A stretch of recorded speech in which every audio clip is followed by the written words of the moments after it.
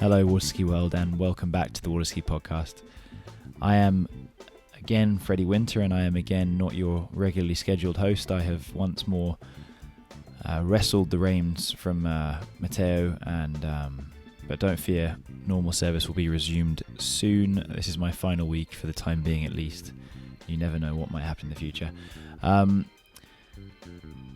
So this week it is the second episode with Matteo, and I've, having listened to it back, I think that in the first week you will have got to have understood Matteo's story while getting to know him. But here I think we had a less structured or perhaps less narrative based discussion, and we talked about briefly, Matteo's experience with the International Federation through organising tournaments, and how that morphed into his, him hosting and his site hosting the really premier European waterski tournament, and then how he ended up getting onto the podcast. But in doing so, we talked about, it was quite an in-depth discussion. We got into a lot of topics, rooting off. I think you guys could get to know Matteo better just in the way that he expressed himself very well here. I mean, he's as we know, he's a chap who, while being very agreeable, is very very opinionated, and more often than not is about right. So good discussion, and I hope you enjoy it. We got pretty deep, and I'm interested for you guys to hear that. So yeah, let's see if you guys enjoy this, and I'm sure you will. So goodbye for now, and enjoy the show. Hey, what's up, everyone? Before we get into, I guess, what would be my interview, I just wanted you to know that this episode of the podcast is brought to you by Pigoski. Pigoski is the first apparel brand solely dedicated to the waterski community. Created by pro water skier Robert Pigozzi, one of the guests of this show, Pigoski sports a wide range of apparel items and accessories with a unique combination of vintage wooden ski era vibes and new school terminology and design. My favorite item, which I'm currently wearing right now as I record this, is the pink Cozy Space, a super cool hoodie with the usual reminder of creating space before the next ball. Pigoski is clearly driven by the same passion I have for the Waterski podcast, so I'm happy to announce that we are collaborating on a Pigoski item inspired by the Waterski podcast, which we will hopefully release by the end of the year. In the meantime, don't wait and get your favorite apparel item at pigoski.com/the Podcast and enjoy free shipping for the next 2 weeks. Pigoski, the apparel everyone will envy once you show up at the lake. Now, back to the interview.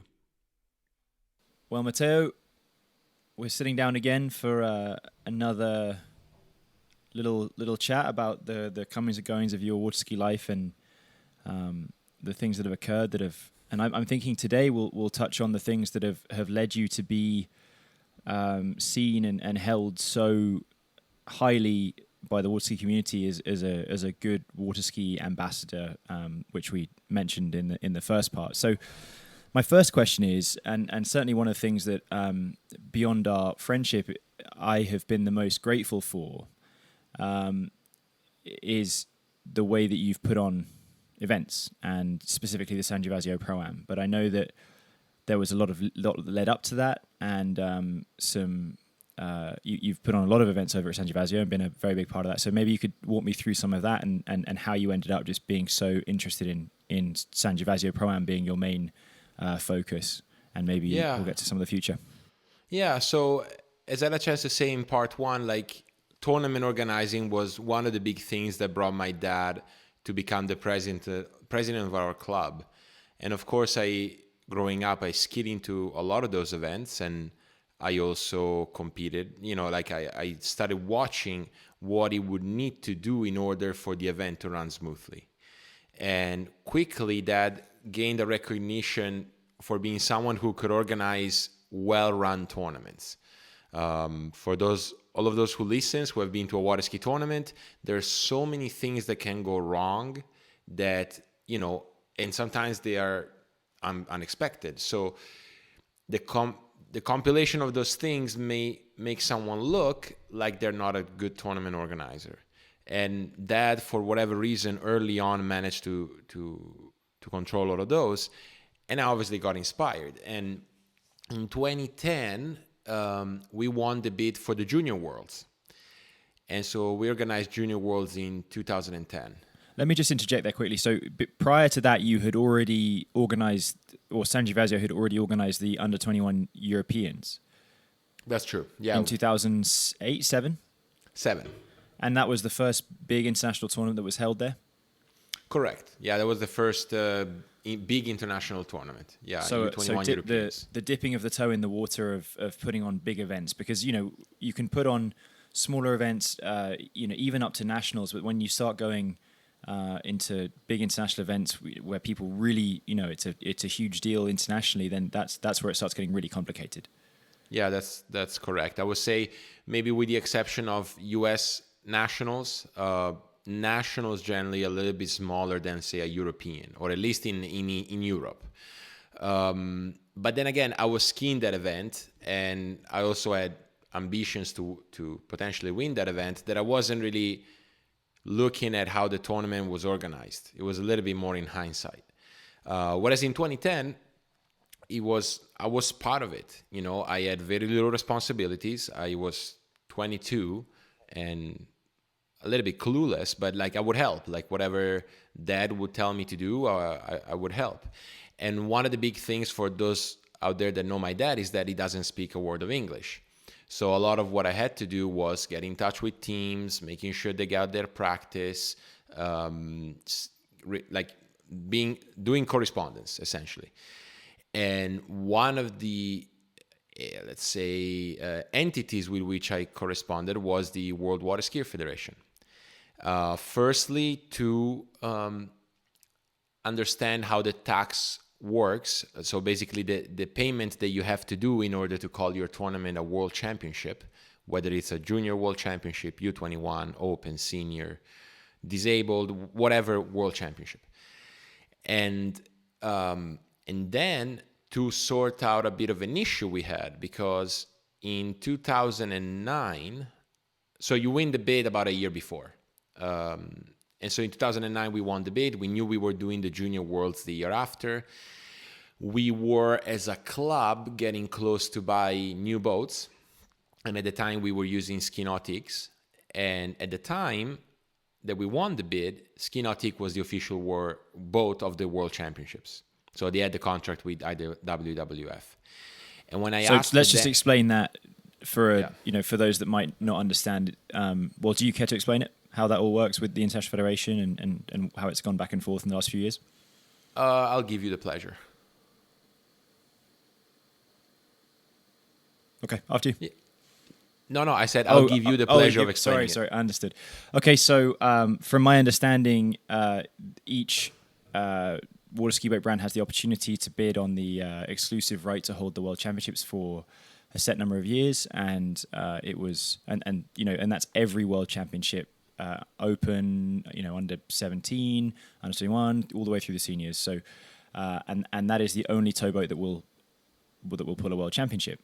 So big marketing for that boat and big bonus sales based on that, because training skiers want to ski behind that boat often. So between I don't know when and 2009 through to end of 2009, it was Ski Nautique. And then Mastercraft got the contract for 5 years, I believe, until 2015. And currently we have Ski Nautique, who are the exclusive World Championship boat for, I think they got a 10-year contract or something like that. I think so, yeah. So a little bit of history. Mastercraft signed with IWWF in December of 2009. And by August 2009, I had emailed several times the then president of the World Water Ski Federation, asking to what degree he was certain he was going to be Nautique again, because we were in the process of buying 2 new boats. And he sounded very certain. And then when I saw that, so we bought 2 brand new 200s, which was the first year that it came out.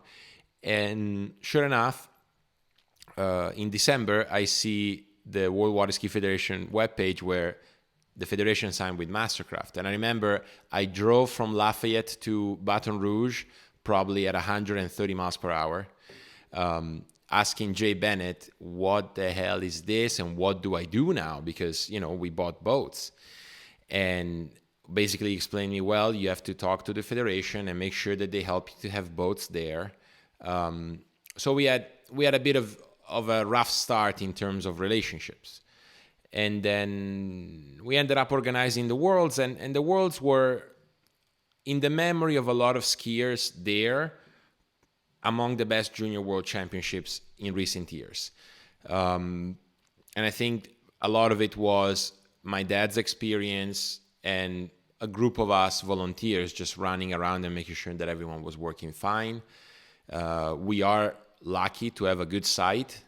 So there's only one type of wind that can really make things unskiable, or not unskiable, but like really difficult to ski. Other than that, the lake is going to be in good condition. But we were consumed from that experience. A lot of effort, a lot of money to be paid, a lot of organizing things that, I don't know, they seemed a little excessive. Opening ceremony, closing ceremony, host a little conference for judges and people from other federations. What sort of conference is that? I think it's judges, but I might be a little bit wrong about that. I know that we had a lot of rooms to pay for people that had nothing to do with the event. These weren't judges that they actually judged the event for which we paid. Like I guess it's customary to do, but like it was other people. And so would you care to, just while we're here, to go through quickly, maybe if you remember some of the figures that you had to pay and maybe talk about the income streams that a tournament organizer has where you would balance out those outgoings? Yes. So if I'm not mistaken, at the time, the tax to pay to the IWWF to organize Junior Worlds was $25,000. And that's for you get nothing for that. You just get the right to hold it. Correct. So you've already been assigned that you're holding it. So after you win the bid, you have to pay that money by, I think it's 2 payments. By a certain date, the first payment has to be paid, and so the second, so that it is confirmed that the tournament you're organizing can be called Worlds, Junior Worlds, U21 Worlds, whatever it is. For it to be a signed, sealed, delivered World Championships versus just a meeting of some good skiers. Correct. And then other expenses, well, we technically, at least at the time, the World Federation had no obligation in bringing the boats. Like we would have had to worry about the boats, which was why I was so insistent the year prior on understanding if Nautique was going to resign, because I knew that the contract was going to be over soon. At the same time, because of this, we spoke at length, and we managed to convince the federation, the World Water Ski Federation, to pay for the delivery of 2 Mastercraft boats at the Worlds. And the idea was, look, we have been asking you months prior. This is not a deal that you close in a month. So by August, they must have known they were in the talks with Mastercraft. So basically, we managed to convince them to bring the boats. But for those $25,000, we received nothing. We still had to pay judges. We still had to pay opening ceremony, closing ceremony, hotels for judges, hotels for these other judges that they were going to have a meet there. Revenue streams, yeah, essentially it's practice and entries. Now, if I'm not mistaken, a percentage of that has to go to the federation. I'm certain about entries. I can't really recall about practice. I think practice maybe all that went to us. But one of the things you need to understand is that we're a ski school. So we took time away from revenue stream to organize this. So you have to subtract that always from the revenue that you got in that weekend. Any income you're getting from practice, there's still the opportunity cost of what you would have made anyway from that boat driving up and down the lake for ski school. Well, you make more with Worlds practice because you generally charge a little bit more. Those sets are shorter, and you actually sell it in packages of an hour to an hour 30 to half an hour, and then that national team just practices within that time slot. You don't sell individual sets. And so you can, I mean, it's sad to say, but you upcharge those time slots a little bit to try to regain a bit of money from the expenses. But from this position, just listening to that, I mean, you've got entry fees and you've got the practice that we've just talked about, but that's really not much income when you have to think about a $25,000 payment just to the International Federation for the right to hold it. Then all the other costs, charges, whatever. I mean, that's very prohibitive.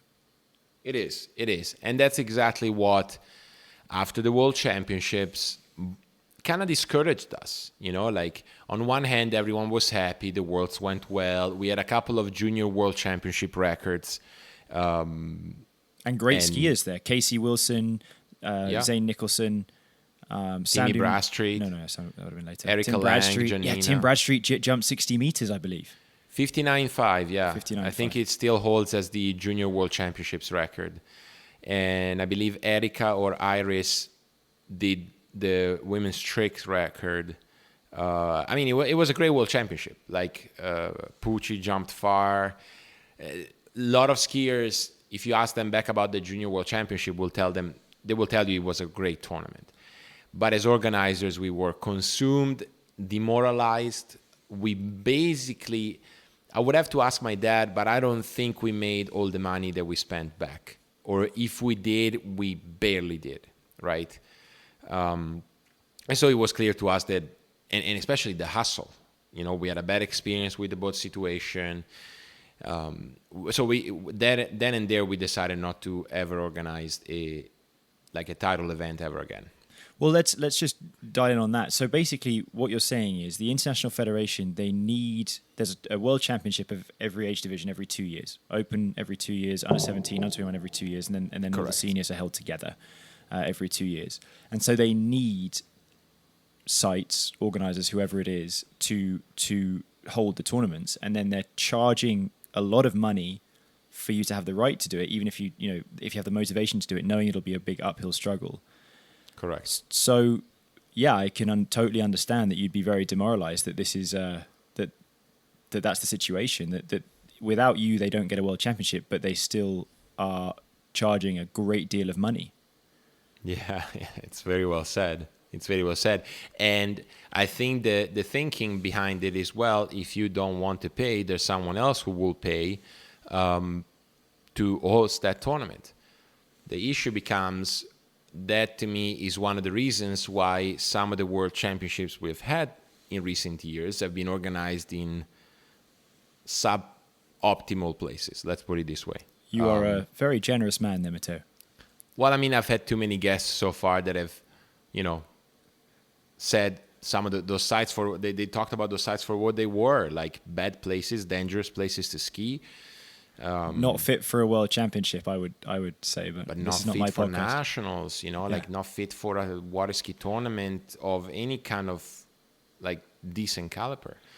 So yeah, I mean, back to us, like we decided basically that's it, And one of the things that frustrated me the most was that payment with nothing back. Right? Oh, so we had webcast, and actually those junior worlds were the first worlds for sure, if not the first tournament that the water ski broadcasting company broadcasted. I was going to bring that up.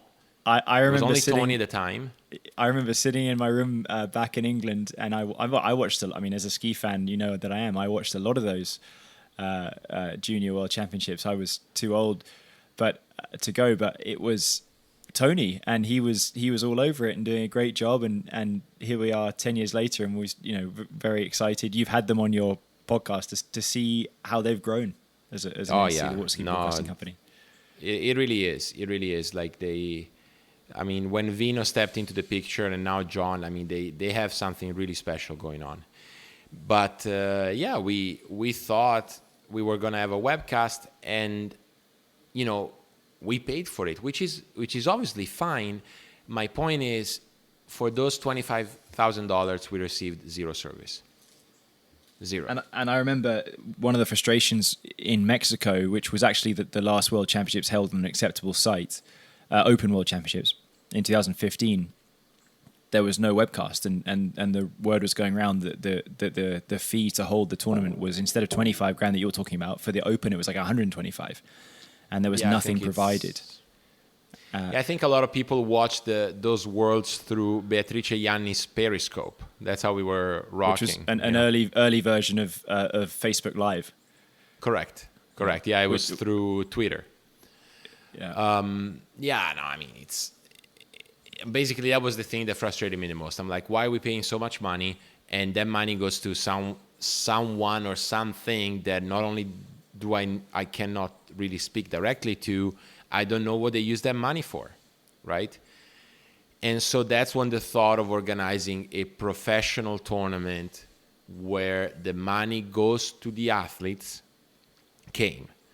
And truth to be told, it came like 2 or 3 years later, because we did the first San Gervasio Pro Am in 2014. But the 2 years prior, I was trying to figure out, okay, can we organize a pro tournament? What is required? Like, what, the single thought that pushed me to do it was, at least I know where the money goes. It goes in the hands of the athletes. And then the other expenses are expenses that I would already do anyway, apart, say, from webcast, but like judges and drivers and gas and... So your situation, after 2010, or maybe moving a little bit forward, as you start getting this idea, is you're thinking, we're really good tournament organizers. We have a great lake. We have a great facility. People like coming here. We put on a good event. We don't have an avenue to put these skills and our assets to the test, just because we've had such a bad experience with the World Championships and we're not into it. So what's the other option? Is that's a fair That's a very fair, yeah. That's a very fair description. Like, we have a great site. We like organizing tournaments. We want to help the sport. What else can we do that is not a tournament where we just pay money? It's a lot of a hustle of an organization, and we don't know where that money goes. And so the idea of a pro tournament came. And again, as I said, firstly, because the thought was the money goes to the athletes. Whoever skis the best, the money goes to them. I can speak to them. I see them. I can tell them congrats and give them a check in their hands. And the other thought was, we hadn't had pro tournaments in Europe in a few years. And as I said in other occasions, when I moved to the United States, Bubu Alessi, who was the coach of the national team, pushed me to do any pro tournament in the United States that I could qualify for, that I could afford to go. Because his thinking was, the more big events you go to, the better water skier you're going to become, just by virtue of going there and challenging yourself against the best skiers in the world. And my thinking was, there's a lot of good water skiers in Europe, up and coming, that don't have a chance to, be on the dock with the likes of, you or Will or Nate or like Regina, Mano, like the top of the sport. And so that's when the idea came of organizing a pro tournament. Now, pro tournament is a funny definition. Like, what makes a pro tournament? According to World Water Ski Federation standards, if you have a total purse of $12,000 for men and $9,000 for women, you can organize, they can call your tournament an elite tournament. Now, that's a lot of cash to amass in 1 year. And so luckily they do have an introductory elite program where you can put 5,000 for men and 3 for women the first year. And then the second year you have to put at least 8.5 for men and 6 for women. And then by the third year, you have to be a full-fledged elite event with 12 and 9. And to be clear, you can't go backwards. You have to, if you reach the, say, just for the men, $12,000 threshold, you can't go back to 9,000. Then you will not have elite points. Correct. So you can do a 10 grand tournament, but it will not award any elite points. Now the elite points are correlated to the money that is awarded at the tournament, right? So naturally, if you take, say, step 1 of the introductory elite program and you're giving out 5,000 points, $5,000 for, say, men's slalom, whoever wins that tournament will not get the same points as someone who wins a 12 grand tournament.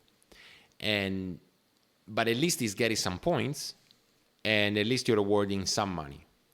And there is a chance to move up the ranking, the elite Correct. point ranking. Do you want to? Do you care to explain why people? What is the point of an elite point? What is it for?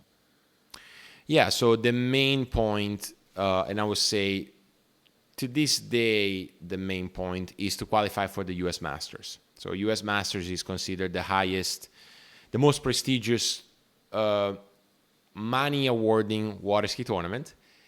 And to ski that tournament, you have to be in top 7 on that list. In slalom. So in slalom. Yeah. Or in jump is less? I think it's less. And then in tricks, it's not even done from the elite list because there's no elite tournaments. Right. Yeah, that's it.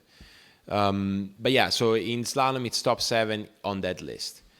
The other thing, which I believe has been in place since Paris 2017 or maybe a little bit earlier, if you are not top 20 in the world ranking, meaning the average of your top 2 performances, but you are top 10 or you're 14, ranked in a certain way, 14, top 14 in the elite ranking, then you get to go to the World Championship by right, so as an individual skier. But vastly what people care about for the elite ranking is the qualification to the US Masters. So is it, I mean, I have my own opinion on this, but please do share. Well, this is your podcast, but I mean, it's probably fair to say that, you know, we've got a supposed elite ranking list, and the only purpose of it is really to go to Masters. I mean, yeah, it's a fair assessment. Yeah, I know that I've placed between 1 and 4 on the elite ranking list for the last 5-6 years, whatever it is, and it's never made the smallest bit of financial difference or really any difference to me, because my sponsors don't massively care about it. It's not a list that's promoted. Really, the only reason for these elite points is to try and qualify for Masters. Almost certainly. Yeah, I would say that. Or to qualify for Worlds. So say, to me, the classic example is Aaron Larkin, right? So Aaron Larkin 1 year won the elite rank, like was first in the elite rankings, and never skied more than 2F41. Now, if he didn't make the team for New Zealand, well, maybe with an average of 2F41, he would have been top 20 in the world, but nowadays, definitely not. So if you are a consistent skier at big events, but you don't score very high, then there is a chance that you can make the Worlds through the ranking. But again, as we said, it's vastly to qualify for the US Masters. So yeah, that, you know, one could argue it's a bit of a pointless ranking list. The second the US Masters organizing committee says, okay, we take this other ranking. At that point, that ranking cease to exist. Elite points are dead. No one will. Your tournament saying we have X amount of elite points, that has no pull whatsoever at that point. Correct. But yeah, going back to the story of the San Gervasio Pro Am, basically we used that to attract a few skiers from Europe, and we had a little bit of cash. Now, we were cognizant of the fact that the money was little, the points were little, so we couldn't expect to have, 25 pro men and 15 pro women, which is generally what we get nowadays, but we were hoping to get someone. And I think you might have alluded in my interview with you that I may have pushed you a little bit, or Benny, But me and come. Benny? Canada 2014, 3 or 4 weeks out. Well, I mean, I'm sure you remember it, so you tell it. Well, we were in Canada. I think was it the Mastercraft shootout? Was that the tournament? Shootout. Yeah, we were all sort of rooming together. That's true. Oh yeah, that's right. And basically I told you guys, you have to come to this tournament. Like, please, it's important. I have long-term plans for this. I really want to bring pro skiing back in Europe.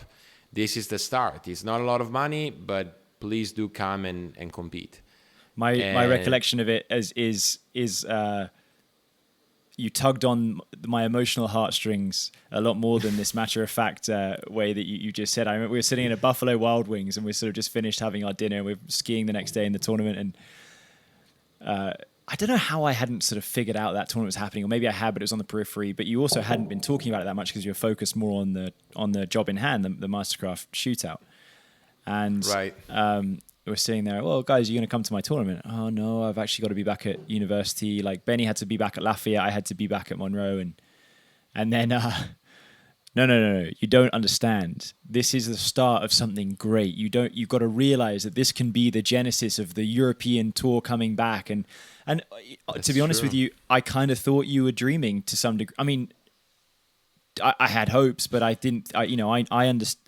I had seen that pro skiing happen a little bit in Europe, but not really take off during my sort of, late teens. And so here I am, age 24, and I'm kind of going, well, it would be nice to have a lot more pro skiing in Europe. And well, we'll get to that later. But yeah, in the end, I did book my ticket. I turned up, and it was a great event.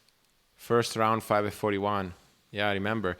Now, yes, I might have overdreamt a little bit, or like, but I knew that was my goal. Absolutely that was my not. goal, I to say you overdreamt is completely not true, because everything you said on that day has come to fruition and more.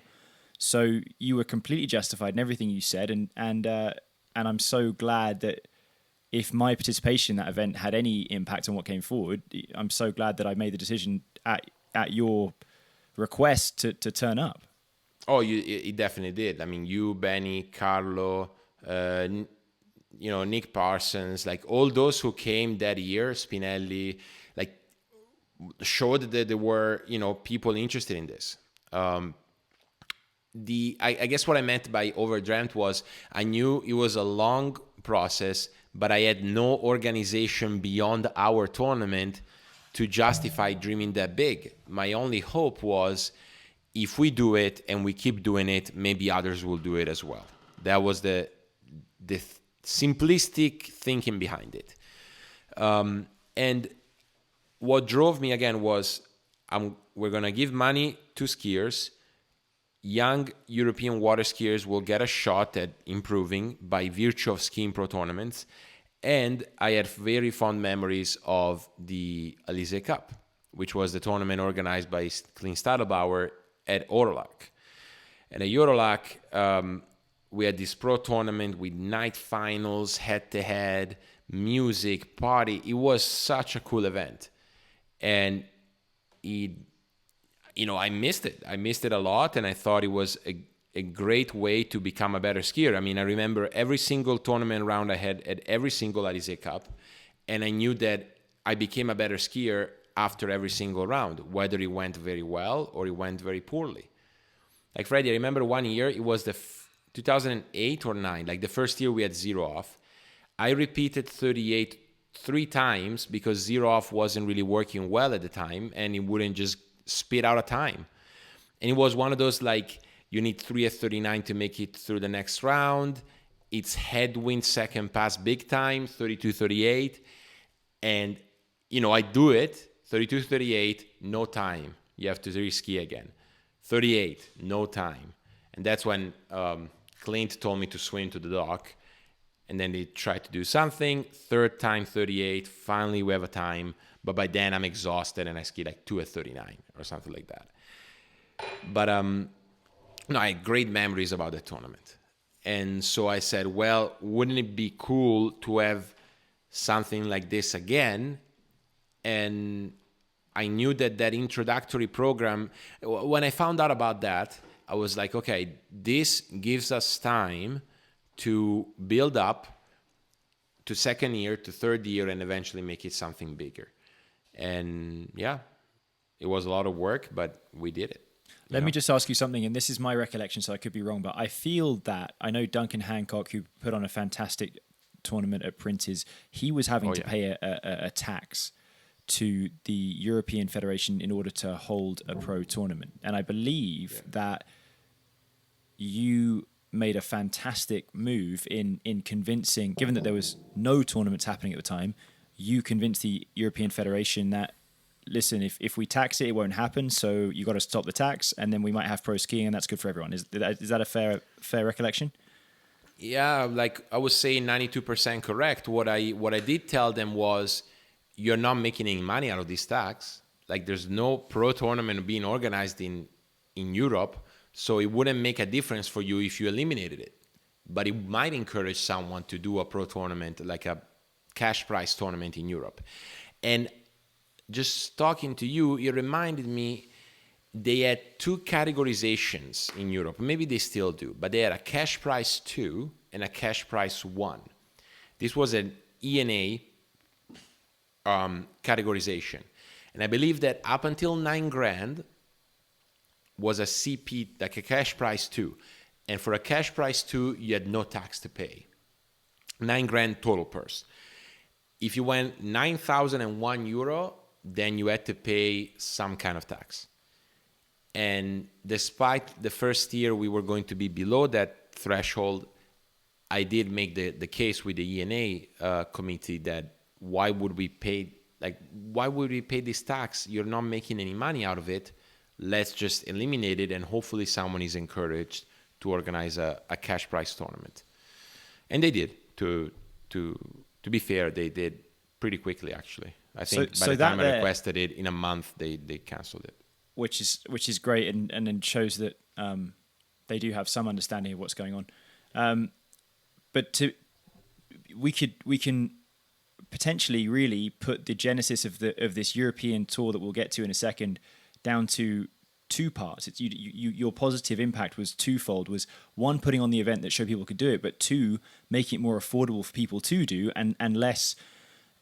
I mean, because every time you pay a tax on something, when you're putting money into something, you get frustrated. So actually, I think that was a huge moment as well, which maybe is, we all know you as the person that really started the European tour, but that's the second part of it that maybe is less seen as less of a big deal. And, maybe tax is not even the right word, because when I don't want to get too political, but when I think of tax, I expect a service in return. That was more properly a fee, like you just had to pay this money, which was a percentage of the cash price. And what would you receive? Akin to the fee that you pay for the Worlds? Absolutely nothing. So to me, I said, well, let's just take it off. Like, you're not making any money out of it. You haven't been making any money since 2011. So that was 3 years, bone dry, 2011, 2012, and 2013. Let's just take it out and see if someone is encouraged to do it, And you were so frustrated with the fees after the previous World Championships that you made a good move to get rid of the next fees, even though they would have been smaller, but great move. Correct. And so we did the first year. First year we did average of 2 rounds and then a straight final. You won, if I'm not mistaken, and clearly Svelter won the inaugural women's San Gervasio Pro Am. Tournament went well. We had Marco Menestrina there doing a little bit of like a promo video that happened, after the tournament, that was published after the tournament. And that to me was always something I really pushed. Having some kind of short 2 to 3 minute video that people could go back to get a feel of the tournament as if they were there. Not necessarily to rewatch every pass or the highest pass, more as a spectator standpoint. So if you watch that 3-minute video, you had a sense that you were at that tournament in terms of the vibe, the skiing. And so we did that first video, which was, I remember, I don't want to say went viral, but like a lot of skiers watched it. A lot of skiers started to sort of take notice of the fact that we had a tournament, a cash prize tournament in Italy. But that's you really harness very early on that if you're going to put on a pro tournament, you have to get it out there and show that you've actually done it. It can't just happen almost behind closed doors. You've got to, push it out there, make people understand that you're putting on a good event, and also probably give something to show to potential sponsors for the next year. Well, so for sure sponsors, but also I think what motivated us to make that expense of having Marco there, and we had him for like 3 or 4 years, was okay, if we have this video, maybe others will see what we're doing and decide to do it as well. So the thinking that I had, what I told you at Buffalo Wild Wings, was ever present. Like I was waiting for someone else to organize a cash prize tournament, and that happened in 2017. Like, so we were solo for 3 years, and then in our 4th year, there were 4 cash prize tournaments in Europe, including ours. So these were San Gervasio, Thorpe. Animapple Pro Am in England. I think Don Martin happened, but that was more on the other side of the World Championships. So it happened. Yeah, it happened, but it wasn't. And right I think it was Bottas already, right? Bottas ski, probably. Was that 17 or was it 18? I feel like that was 18. Anyway, I could be wrong, but yeah. Yeah, it was 4. I remember it was 4. Yeah. So your dream became reality. It really did, and then second year we had 14,500, a few more skiers showed up. And mind you, this is a pro and amateur tournament. And to me, that was always key for a few reasons. Number one, financially. Amateurs pay the entry fee, and that entry fee goes into the pot. That's how I've always seen it. Also, I think, and I found a lot of water skiers tell me this, like high-level water skiers seem to be more accessible than in other sports. Probably because the sport is smaller, hopefully because water skiers are cool people. But organizing a tournament with professional skiers and amateur skiers really, exemplifies that. So you have amateur skiers, coming to ask you for an autograph, talking about fin settings, telling you where they ski, you establish a connection with some amateur skiers. So to me, that was always like, and I realized over the years that that's the right formula to make a professional tournament sustainable. Adding amateurs as well, make sure they have a good, fun time at a good site where they can challenge themselves to ski the best they can, mingling in with high-level water skiing and obviously watching high-level water skiing. So the Pro Am formula for us, and I know for other tournament organizers, has been working very well. And you mentioned just a second ago that you wanted to give a chance to the young pro skiers in Europe who are maybe trying to make it. But I mean, for sure, if you think about the younger kids, the 10-year-olds, the 12-year-olds, the 14-year-olds, for them to be able to see that. I mean, I can just speak from my own experience at the Prince's Pro Am, which I went to every year from 8 years old and ended up actually skiing in the pros. That's a huge asset for you to put on for those kids, something they can actually they can look and interact with these guys and think, well, if they can do it, I can do it. And it has already happened. Like I'll just give you on top of my head a couple of names you know very well. Callum Heath has been coming to our tournament since year 2. And last year, he skied it as a pro skier. Like he qualified and he was in the pro division. So did Aaron Albert, who came to ski it when he was a junior. And then he met the benchmark we have, which is 3 at 39, to where if you have 3 at 39 at a tournament, you can sign up for the San Gervasio Pro Am as a professional water skier. He also did, right? So definitely you see that that opportunity coming alive, even within the tournament itself, like skiers that were amateurs before and then they decide to ski professional because they have the scores and they want to challenge themselves. So no, I think that's the right formula. And to me, you mentioned that that dinner we had at Buffalo Wild Wings in Canada, to me another key moment, which I think you remember very well, was the origin of what now became the Friday night bib ceremony, right? And the origin was at Le Campagnole, the same site, but it was upstairs, indoors, in 2015, where it was just the pro skiers. I think it was Claudio, my dad, myself, and someone else, where basically we said, okay, these are the rules. This is how we're going to ski tomorrow. We want to make this really big. We don't know how yet, but we will, And the following year, we did this Friday night dinner where we awarded the bibs to the pro skiers ahead of the next day's tournament, which has become a little bit of a tradition by now. And what I really enjoyed about that one is that we really mix up professional and amateur skiers. So just to give context to some of the listeners that might not know, on Friday at the San Gervasio Pro Am, we have amateurs. And then on Friday night, we have a dinner at a very beautiful farm restaurant where we present the bibs to pro skiers. Like they come up, they get called up, and they receive their bib. We kind of copied that from the World Cup in snow skiing. But at the table for dinner, we have literally one pro skier surrounded by two amateur skiers at dinner. And so it becomes that fun opportunity for amateurs to be next to some of the skiers they look up to.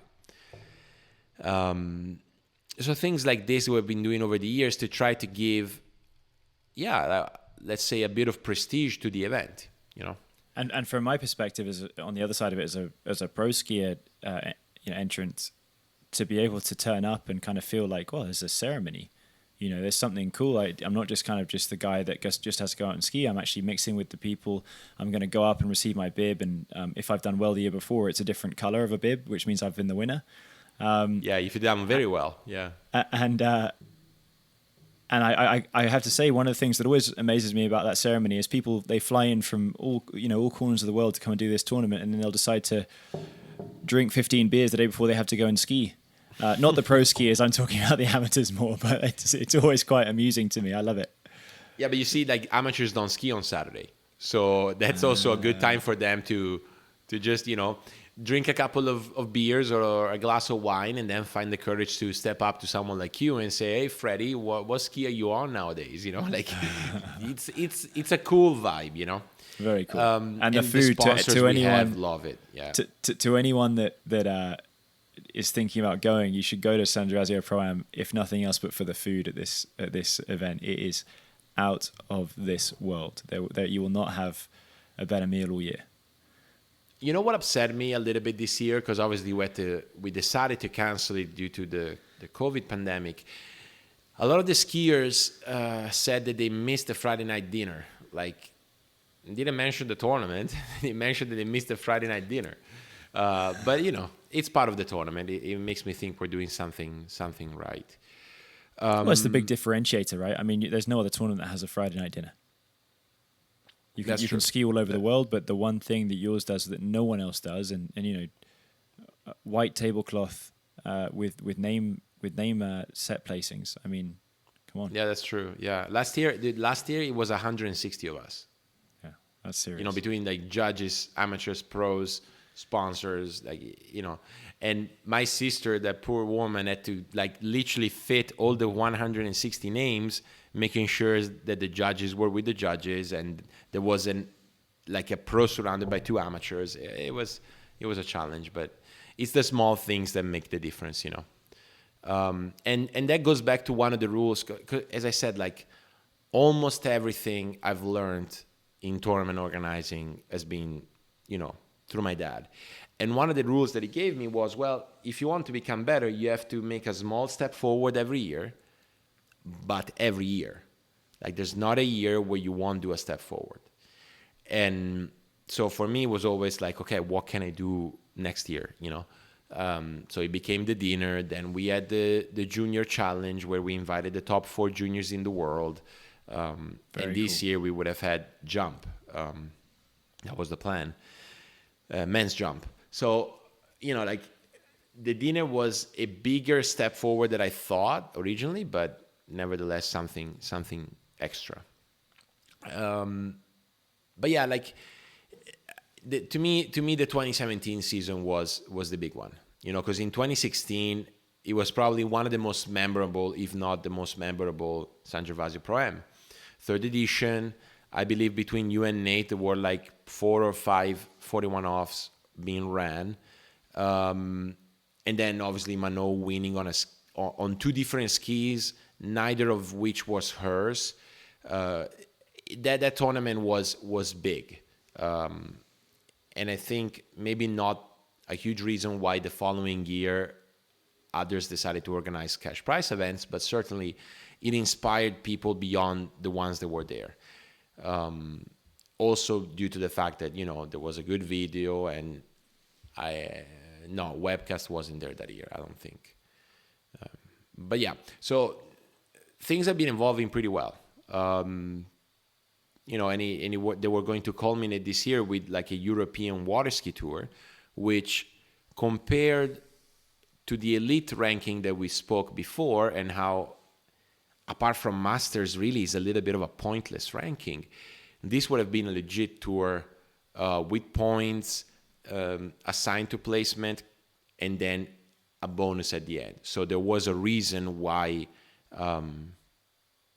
skiers, why water ski fans would have followed it, and certainly better promoted than the elite ranking. So if we compare and contrast those, the elite it has one reason: it's not promoted. It's on a pretty janky website. But this year we would have had tournaments. Let's see, we would have had Lacanau in France.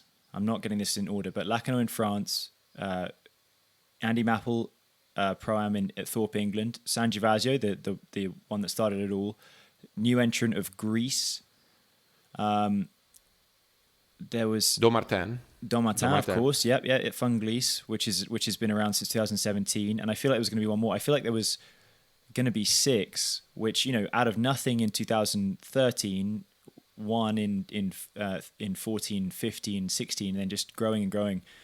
But I mean, let's go back to 2019, the year that actually did happen. Okay, we didn't join the dots up particularly well in terms of putting on a tour, which was after we saw what happened in 19, we almost had to, and Greg at Waterski Nation was going to do that, and I'm sure he was going to do it really, really well. But I skied in a pro event. I skied in, I think, 5 pro events in 4 weekends, or even 6 in 5 weekends. We had 6 in 5 weeks. 6 in 5 weeks, which is just bananas. There's no other. I actually felt like a proper athlete, for once, where it really was game day, for 2 days, especially the finals day. Then travel back on the Monday, take the day off, go hard for a couple of days of training, then feel rested, and it was insane. And we had Europe really was the center of water skiing. It has become the center of pro water skiing in a lot of ways, but for 2 months it was just without a doubt the center of water skiing for the world. Webcasts most weekends, not every weekend, but most weekends, and people could watch the best guys. And of course, the rationale that you had was people are going to go, oh well, I can organize it, and it's not just if Matteo can do it, I can too. It's the athletes are already here, so if I put it on, they'll come. So you did the hard work to bring all the skiers over to Italy, but in doing so, the other people built around your tournament to say, hey, stay for an extra week, compete for this prize, and now we have this phenomenal situation where Europe is, like I said, the center of the world of water skiing. Yeah, I think it is, which is absolutely bizarre to think that is the case compared to in 2013, 2014, where my dad, Claudio, and I were tossing around the idea of doing a small cash prize event. I mean, it kind of taught me that 6 years or 7 years, whatever it was, go by very fast. And a lot of things can happen. I do also know that, like, in the United States, a tournament like Lake 38 Pro Am wouldn't have happened without what has happened in Europe, and seeing that, if you put some money up and you I have a good site, and you organize a good event with good drivers, you're going to have people there showing up, and among the best in the world. So no, I mean, things are on the uphill. I mean, you've heard me say several times, I think water skiing is a little bit on a climb, at least as far as like pro tournaments, but also in other aspects as well.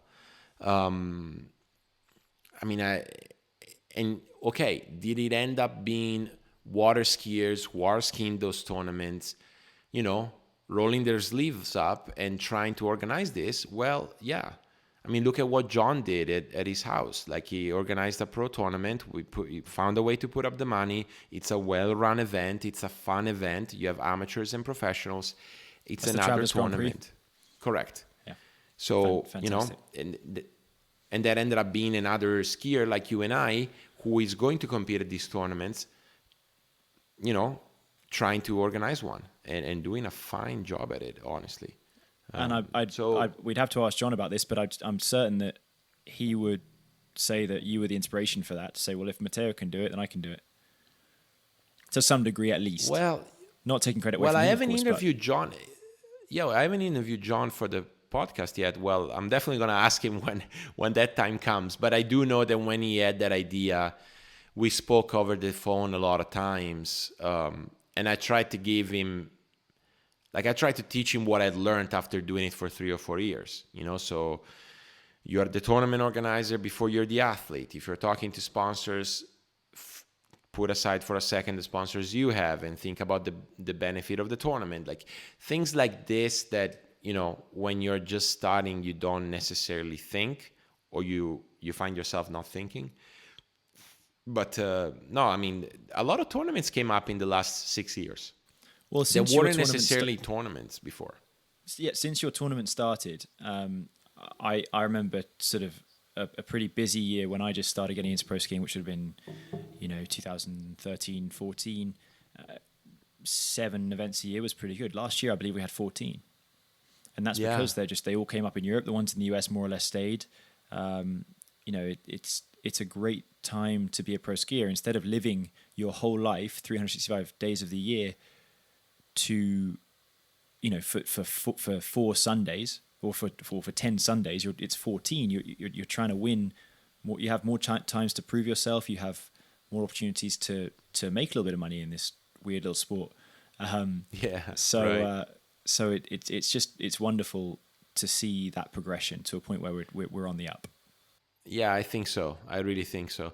Now, if I were to think what the next step is, just by seeing the industry and what is realistic to think, I would say that the next step is for some of those organizers to add women's slalom skiing as well. And I say that because 99.8% of water skiers out there that they call themselves such ski on one ski with one foot in front of the other. And you say 14 events, which is right for men's slalom, but we would have to count for women's slalom is probably 6. Yeah, I mean, it would be around there. Yeah, Masters, Malibu, Mumba, San Gervasio Pro Am, Lake 38 Pro Am. I was including the World Championships. We're getting into slightly hot water here, contentious subject, but would you say that given that... Nobody's going to listen to my podcast after this. No, they'll be good. I'm going to try and put this rationally and fairly. Men's slalom skiing, like we said, in pretty good health, and hopefully that continues after this crisis and all the tournaments that we are so lucky to have continue. 13, 14 events where you can make money a year. Women's slalom, 6 or so. Men's jump, 4. Women's jump, 3. Tricks, basically none. You have Moomba and Masters, so 2. Well, do you... My theory on that is that the men have always turned up. Your tournament, since the 3rd year, has been very, very, very well supported. The first year, okay, it was me and Carlo and Benny and forgive me if I'm missing a few people. Nick Parsons. The second year was a couple more. Yeah. Well, yeah, we know you're there. I'm saying the people that were actually maybe not going to turn up. And then Thomas was there the second year. But third year, everyone except for, I believe, Will Asher turned up. That's more or less, you're going to get a full field. Now, your tournament in the women has not been supported in the same way. And so, Regina, who many would consider to be the best women's skier of all time, has turned up one year. Whitney's never been there. I'm not picking on these guys. I'm just saying the ones that are at the top of the sport, and just objectively looking at the entry list. I know that when John Battleday in England was thinking about putting on a pro event, he thought, well, okay, I can put the men on and everyone's going to turn up, or I can put the women on as well. I can take some of that money, put it in the women, and really, I'm not going to have everyone, because if the top people aren't turning up. So do you think that's had something to do with it? Certainly. I think it's two things, right? Is whatever John said, which is not untrue, and I'll tell you my experience with that, which I know you already know, but also the fact that I would say up until not too long ago, women's slalom skiing wasn't as competitive as men, meaning you had a couple of women water skiers that were dominating, like 6 buoys ahead of everyone else, and then 3 or 4 at that other level, and then nothing. So, but that changed last year at Malibu Open.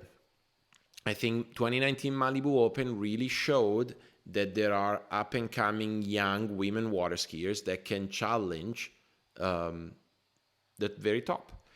But those two at the top, because you never had the two of them dueling, and then you can add Manon in there, obviously, who's been very competitive the last 3 or 4 years, but because you never had those top two turn up, it never really gave the reason for the other people to go, well, okay, if I'm going to put money into the women, I'm not going to have the creme de la creme. Yeah, fair. I never cared.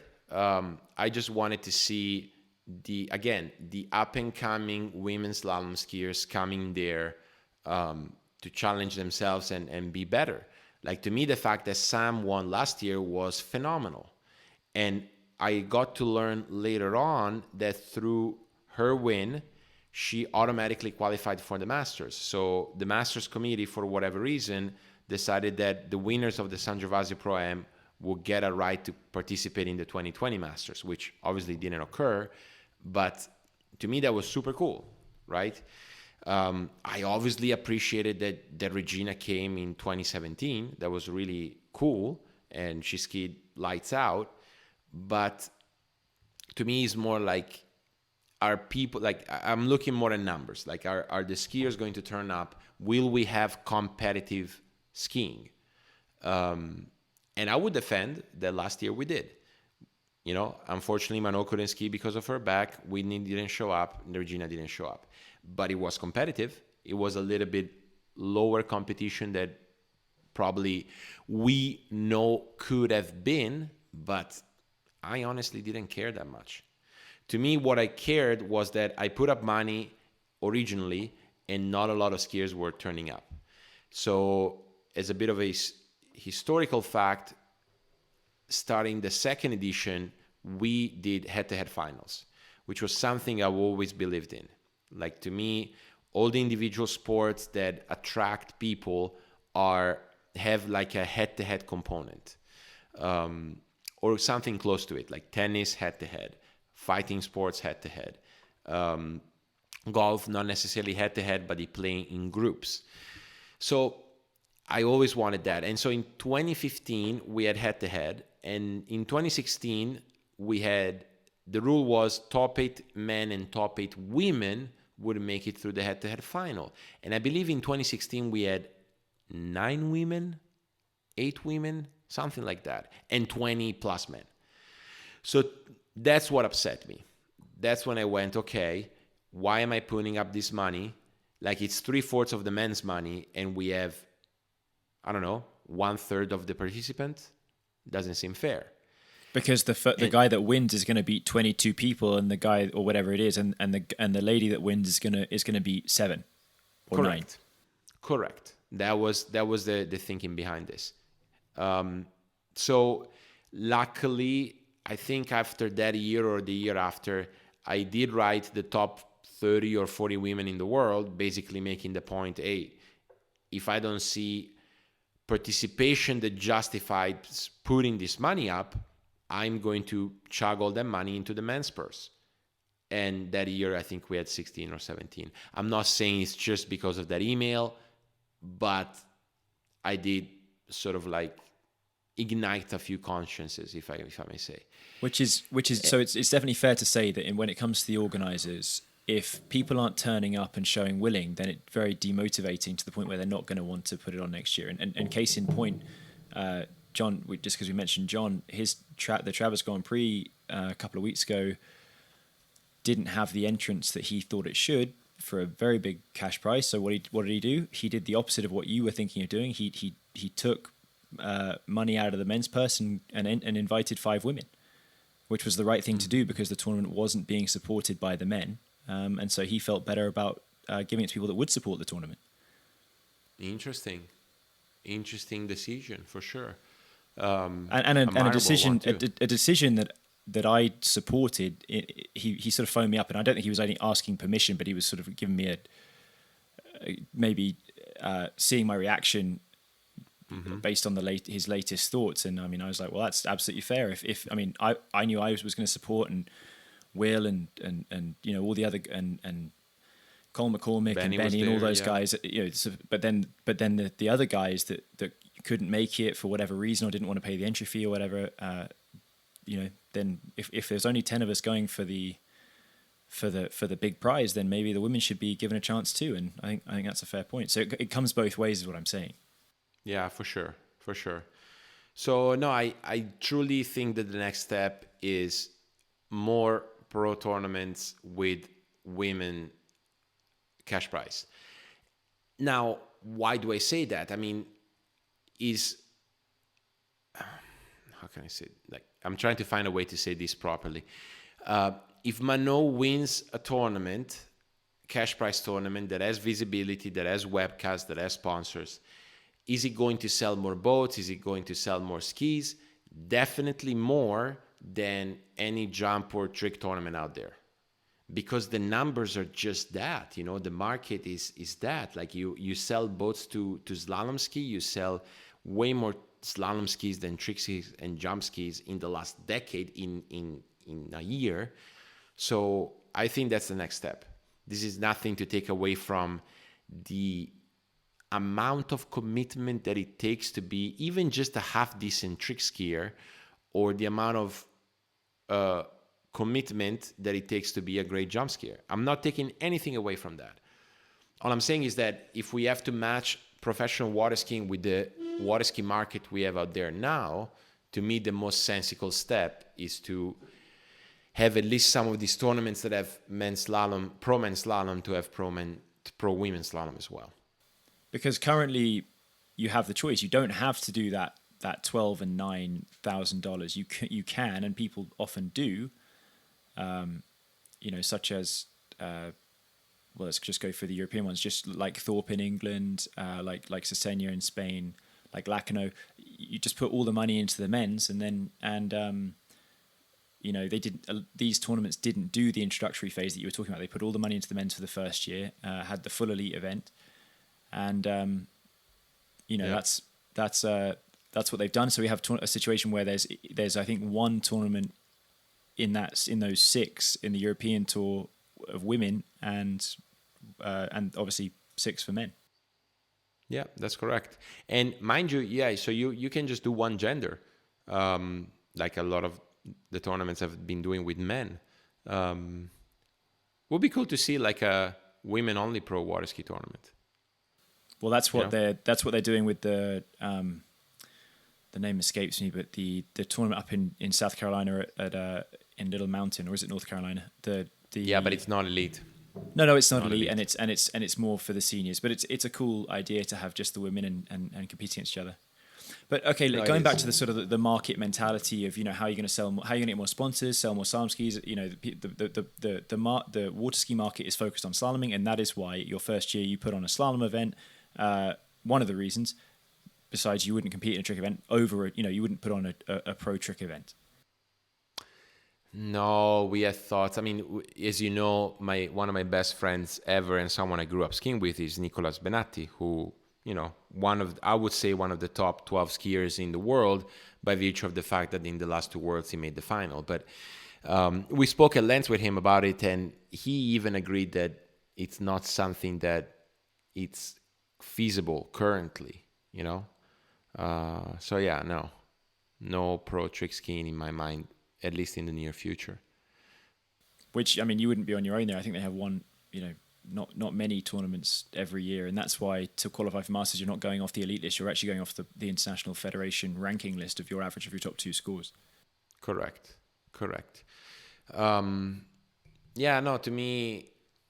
To me, it makes more sense. You're going to find more sponsors. You're going to find the amateurs that will come to ski, thereby supporting the event if you just stay with slalom. Now, if I know you well enough, your follow-up question was going to be, then why jump this year? Nope. Maybe. I totally think that it was the rational thing to do. I love jump. People love watching jump. I think that makes so much sense. Yeah, well, sure. I was a little bit against that decision we made because, mind you, I'm not the only mind behind the San Gervasio Pro Am. I'm the one that speaks English the best out of the three of us that put the tournament together. And I was actually not, I don't mind admitting that I was a little bit suspicious about investing more money into a jump event. I wanted, honestly, to put it all into slalom and have the biggest cash prize in the world. Well, I would rather have had that, obviously, but I mean, as a distant second, jump is not so bad. So that was my plan. But then I think a few things came into play there. One, just watching, Freddie Krueger walking down our slope there last year. Coming with Karen, who skied the Pro Am, and just doing the classic, what was it, 2014 new Mastercraft Pro Star move of like crossing his arms, chest out, watching the Pro Star. You remember that commercial? Yeah, when the light comes up in the shed? Well, he did the same move watching our Beeman ramp at the lake the second he came down. And my dad was like just in tears saying, we're doing a jump event next year. I don't know how, but we are. Just hadn't even met the guy. So then it became, okay, how can we do this? And yeah, like we found a bit of extra sponsor money. We had a bank, like actually the biggest private account holding bank in Italy, Mediolanum, who sponsored the Pro Am last year and decided to double the sponsorship for this year. And so we said, okay, a little bit there, a little bit here. We want to do a pro jump event. For guys, we invited the top 15 men jumpers in the world, and despite we had to cancel due to COVID, I can tell you right now, a lot of the best jumpers in the world were going to come. Like they were supportive of the event. Well, let's look at it this way. I mean, I am a pro water skier. That's my job, but also I've been a ski fan for a lot longer than I've been a pro water skier, and I'm just going through your thinking with that in mind. Is you can put another 12 grand, which is what I think you put up for the men's jump. You could put another 12 grand into the men's and women's slalom pots and have the biggest cash prize in the world, and that would be cool. But you're not going to get one extra slalom skier to turn up from the top because they're already there. Now, if you add all the jumpers, then suddenly your webcast, which we should probably talk about a little bit, is such a great event, becomes this. It adds an whole extra dimension to it. People get more excited about pro skiing. So from a pro skiing promotion standpoint, San Gervasio Pro Am having more money for men's slalom and women's slalom doesn't do anything, but to have men jump, it does everything, and that is why I think it was a great decision. Well, that was the point that Claudio and my dad made. So if you spoke to them, well, yes, exactly the same point they made. I just wanted the I don't know, call it bragging rights to say like we have a tournament with, I don't know what would have been like 18 grand for men and 12 for women or whatever, like just a lot of money. I remember the pressure becomes higher, the crowd gets more excited, skiers are going to throw themselves. I mean, you throw yourself for even no money, but like, those who don't generally throw themselves for 4-ball would, just to make the difference. If those guys are doing pro water skiing for the money and it takes that for them to throw themselves, then they should find a different job. But sure. I think... so no, anyway, but there's time, Matteo. Yeah. There's time. You'll get there, in my opinion. The way you've been so smart with building it up. You've never overstepped, from what I understand, and it's grown so organically. I believe that before too long, we're going to have the biggest cash prize event in the world will be your tournament. Well, I hope so. I mean, I don't know if you remember, was it 2018 promo video of the San Gervasio Pro Am where Claudio said, like, we're going to continue accepting more skiers, hoping we'll become the biggest pro event in the world, which was pretty cool for him to say. And, it's in the back of our head, and we think about it. What do we need to do to make this tournament the tournament that everyone wants to win? And I think we just have to continue doing what we're doing. For sure. Well, I mean, if you're going to... I mean, I can't talk about everyone else's motivation, but, I think that the way that your tournament has been around now for quite a few years, we're on to 6 years and onto, and into the 7th for next year, all going well. It's become a fixture of the calendar, and so people really want to win it. There's two ways of making it the most interesting and motivating to win, and one is by having tons of money, and the other is by being there for a very long time. And there's not now that many tournaments that are older than yours. There's Moomba, Masters, Worlds, Malibu Open, California Pro Am, and not many apart from that. No, I know, and I always have in the back of my mind my dad's advice that, again, you have to make a small step every year, but you have to make it every year. And part of that rule is you have to think longevity, right? Like you have to make sure that in 2031, your tournament is still there, right? Which is a mistake that some of other organizers, and I'm not pointing fingers nor saying that they did it intentionally, but like sometimes you start too big and you don't necessarily think long-term or sustainability wise. And we lost a lot of tournaments because of that, overreaching, being too ambitious. Correct. Before, like, I think my dad always told me, like, organize the tournament this year thinking that you will be organizing it in 5 years from now.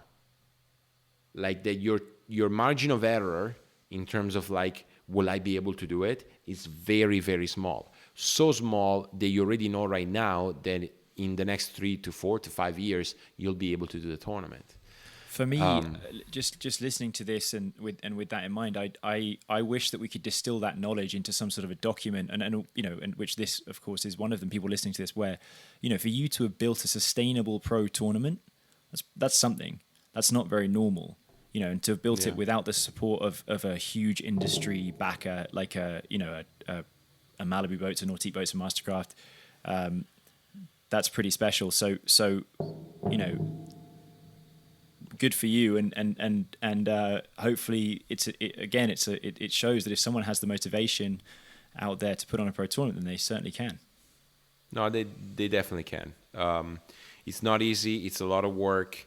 Be ready to how can I say, find mistakes in what you do where you wouldn't even imagine that you would do them, but it is rewarding nevertheless. I mean, you remember, or you might have been told by others, where in 2016, like, I saw my dad crying copiously out of emotion for a weekend, like just you running 41, Nate running 41, like Mano running 39, like just the amount of competition, and the shore was quite filled with a sizable crowd. Just to see that, to me, was enough motivation to go on. And I mean, back to the rule I was telling you before in terms of longevity, that's why we decided to cancel the Pro Am this year. Because obviously, by the time we decided to cancel it, it was April, a lot of uncertainty. Everyone in Italy was literally locked in their home, and they had to have a legal excuse to get out of the house. It was a very uncertain time. And speaking to my dad, I was like, I think we can pull it off. And Dad was like, well, if we pull it off this year, will we put it off in 2024? I was like, I don't know, but I see what you're saying, right? So in the email that I sent you guys, I don't know if you remember, Freddie, but I said, we won't do it in 2020, so that we'll do it in 2037. And that's kind of like the rule that I've been sort of keeping for myself. And then whenever someone calls me, a good friend of ours, Lars Ola from Siap in Norway, he asked me advice for a pro tournament he wants to do next year. And I've been more conservative than my personality would permit. I would tell him, start small, do the introductory stuff. Don't shoot too high. Make sure you have amateurs. Make sure you don't lose money. Make sure you don't get discouraged after next year. So that hopefully in 4 or 5 years, we'll have a pro tournament again in Norway. That's kind of like the advice I've been giving out, like longevity. Because I care about the sport. I want the sport to grow. I want the sport to become big. So I think longevity is a good strategy. So to distill that a little bit, is it fair to say that you've got to be ambitious to put it on? You've got to be frugal when it comes to expenses and thinking about the future, and you've got to be conscientious in terms of being smart with everything you do, so that you can continue to keep going. Correct. I think you distilled it very well in pill form. Excellent. All right, so let me ask you that. Well, let's talk quickly about the Waterski Broadcasting Company and who have been a part of your event. And I know that there's one story that I absolutely love with your dad. Yeah, it's one that you've told many times, but it would be a shame not to hear it here. Yeah. So again, the Waterski Broadcasting Company, aka at the time Tony, came to the Junior Worlds in 2010. And my dad was actually quite amused by how one single man could manage to webcast, to put up a webcast that worked, and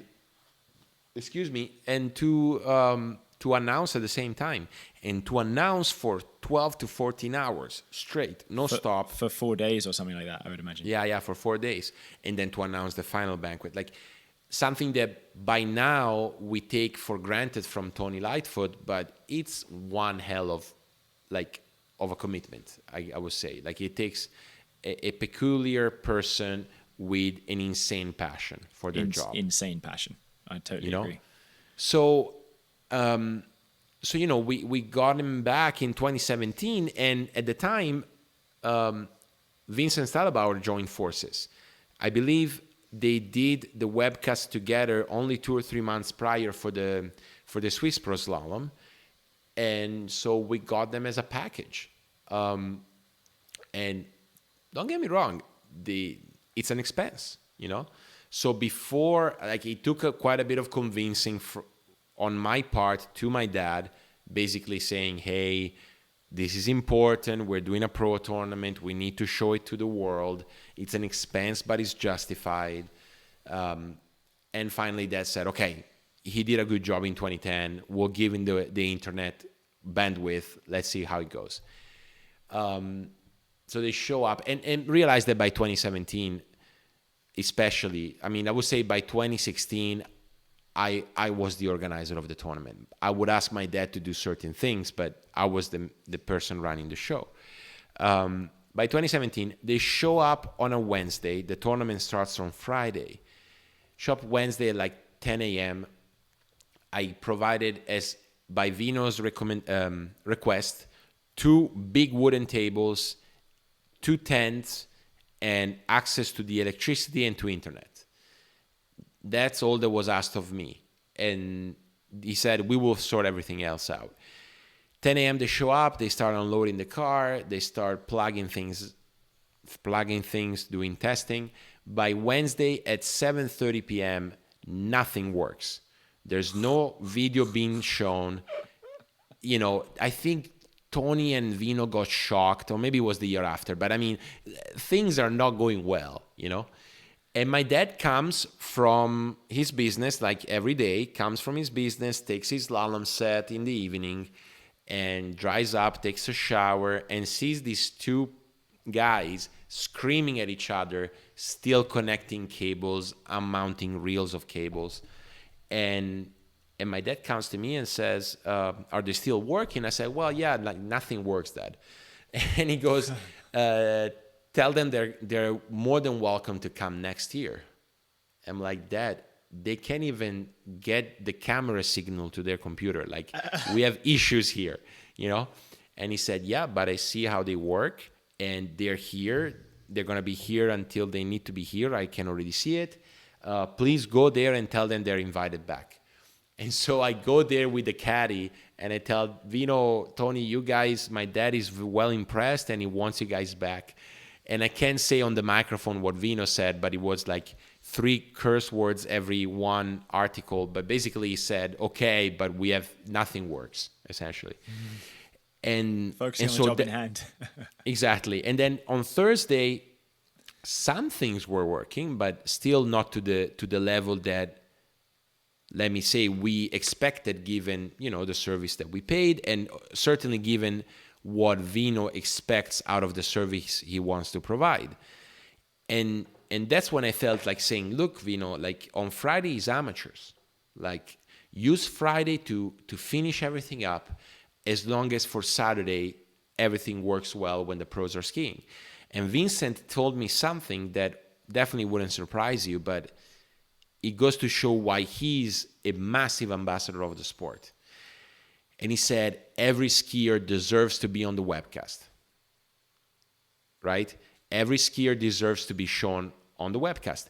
And sure enough, by Friday, 8 a.m., first under 14 women on the dock was seen on the webcast by her family, her friends, whoever was tuning in to watch some water skiing.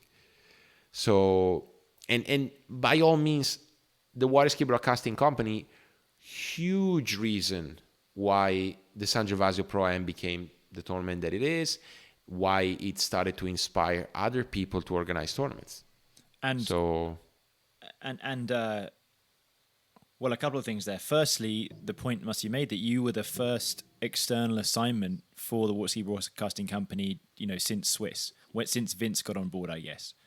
Is that correct? So you brought them across to Europe when they'd only ever done the Swiss Pro Slalom, so that was huge, and that probably led them to the point where they are today, where they're, you know, doing such a good job. But two, with the webcast, it's getting to a point now where you can, you know, people are more likely to get involved sponsorship wise, given that there's a webcast there, because there's more visibility.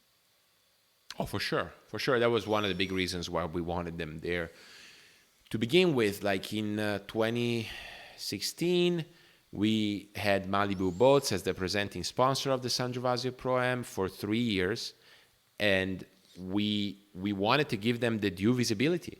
You know, they were the towing boat, and they were putting up money for the cash prize. We wanted to make sure that they were happy to do so, and as well as our other sponsors, Barca, Varanini, HO Skis, Radar Skis, like anyone who decided to support the tournament, we wanted them to get the visibility they deserved.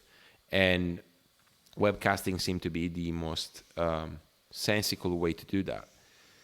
And I'm very happy that since then, Tony and Vincent and John now, who joined them, are getting so many requests. I mean, I think that what happened with the U.S. Nationals this year was unbelievable. Like, and it showed that people want the webcast, right? It showed that people do want to see the tournaments. And they want to see them well. Like, they want good quality webcasting. And I think by now, the Water Ski Broadcasting Company has, it's funny, like they have nothing to demonstrate anymore. Like they don't have anything to prove. And yet every webcast, they try to do something new, something innovative. Like, to me, even just the percentages of zero off settings that people were using in Malibu Open was cool. You know, like they are trying to improve every time they turn on the cameras. I mean, even in the last year, the quality has gone up incredibly. Yeah. They're huge, and I mean, for me, I think people like you putting on tournaments, and then people like Vince, Tony, John. I mean, that, like, the guys that are going to promote them. That's the future of pro skiing. It's completely intertwined, and very exciting because we have a product now. Someone said to me the other day, and this was really, really an offhand comment that was very insightful. Was previously, and I'm going back a few years, if someone was to tune into a water ski webcast, it was embarrassing because it was so bad. I'm talking like, Moomba Masters, 2017, when there was adverts cutting in the middle of someone's 41 off. Now, right. It used to be that you didn't want people to watch. Don't watch. It's terrible. It's embarrassing. It won't help our sport. Now, if they turn it on, if we can get that YouTube link in front of their faces for them to click on it, they're going to love it. Yeah, it's that good now. Yeah, it is. It really is. I think it's the way to go. Simply said, it's the way to go. I want to be able, like, take my example. I'm in Europe. I can't come to the US to do pro tournaments, which is the only place where they're happening this year. And I want to see what my competition is doing. Obviously, I'm a very exceptional example, but I was in Ravenna 3 weeks ago doing a record tournament, and I saw these kids on their phone. And what were they doing? They were watching whatever. Was it the Malibu Open maybe 3 weeks ago? Yeah, probably that was that. Yeah, they were watching the Malibu Open. So, no, it's the way to go. I firmly believe that. And I'm going to continue having them here and continue to suggest anyone who wants to do a pro tournament that calls me will get the spiel of you need to get webcasting, and it needs to be good webcasting.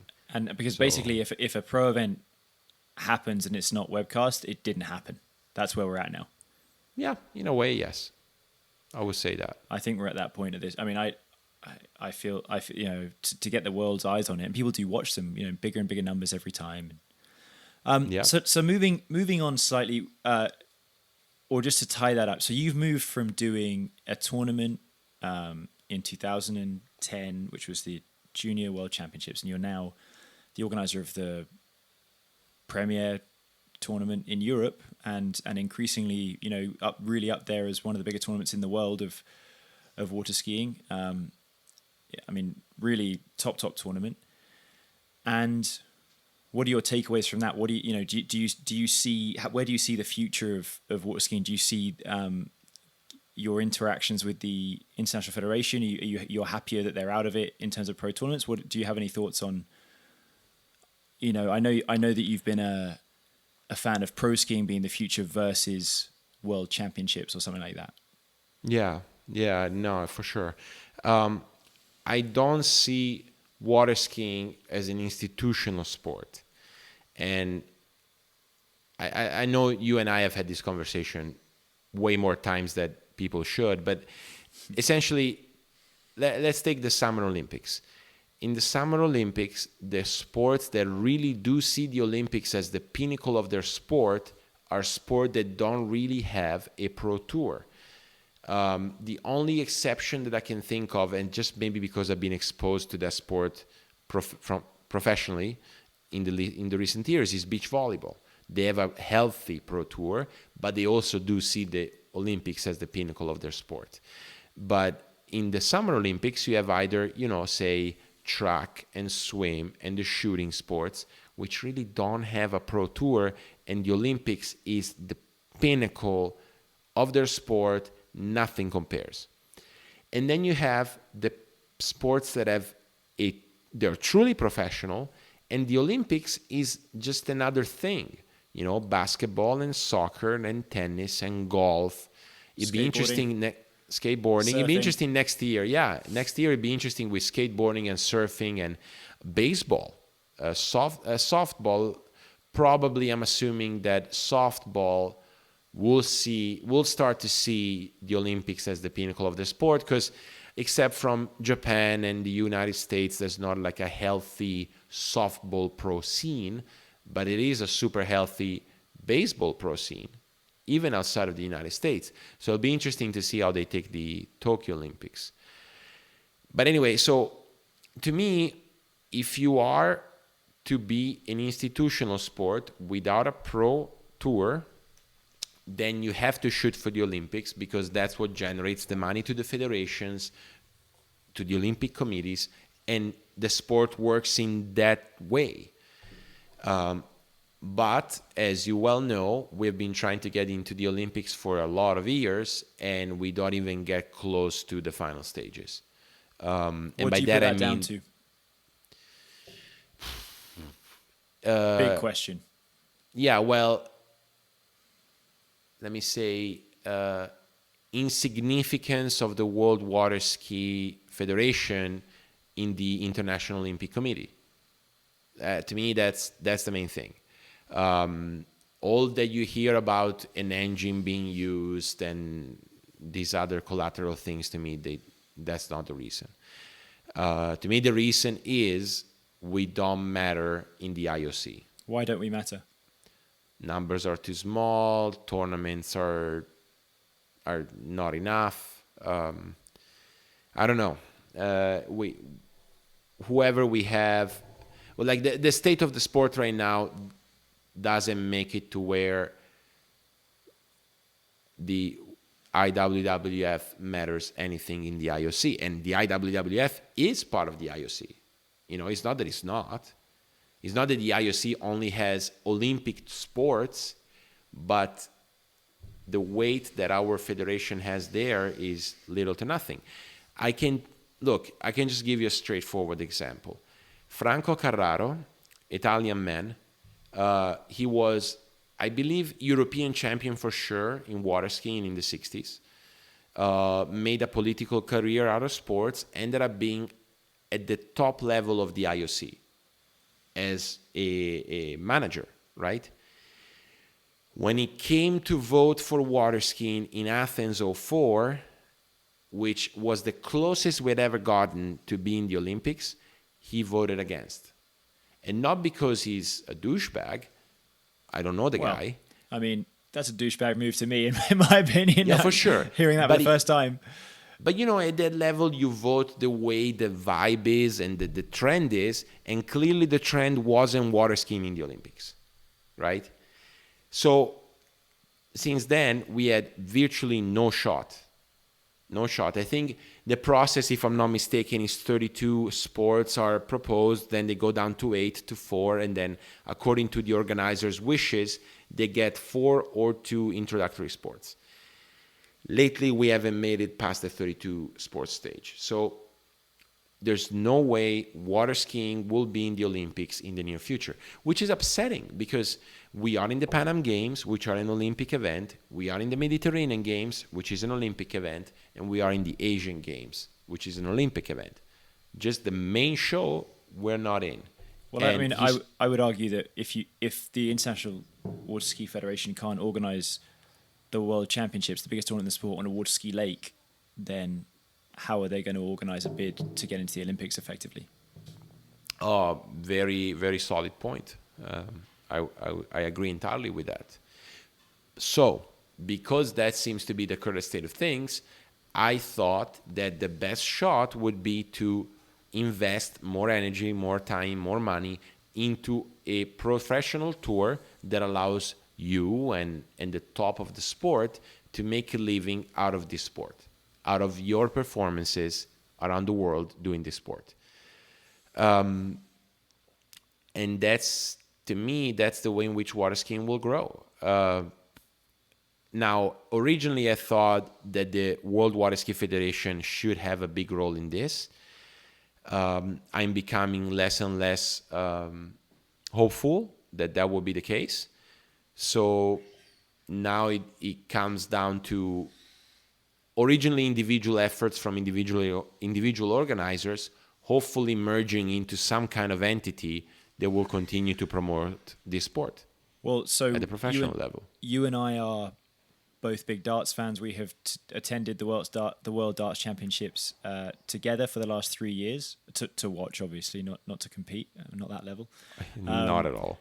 But are you? So there's some parallel to the late '90s when the best, potentially, well, there could be some parallel where the best guys got together, created their own entity, and then left the BDO behind the British Darts Organisation to become the PDC, which now has £600,000 prize money, $850,000 prize money for the winner of the World Championships.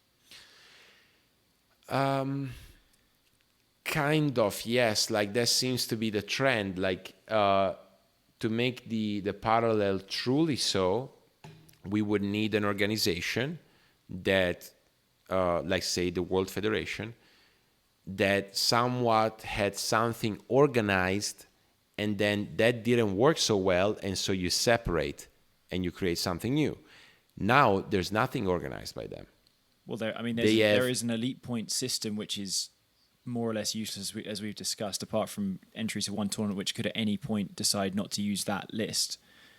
Yeah, but Freddie, that's a courier font page online. That's not organizing anything. No, it's just telling you, like, these are some rules that if you do that, you get into our ranking, elite ranking. But I would argue that they would think that it is organized and that they are maintaining that and promoting pro skiing that way. Oh, possibly. I don't know.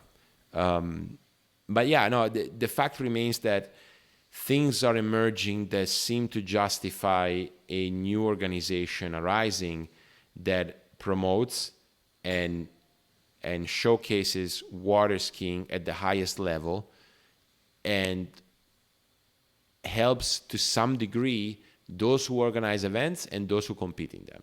So something that links somewhat like what Ski Nation was going to do next year with the European Tour, something that links all the events,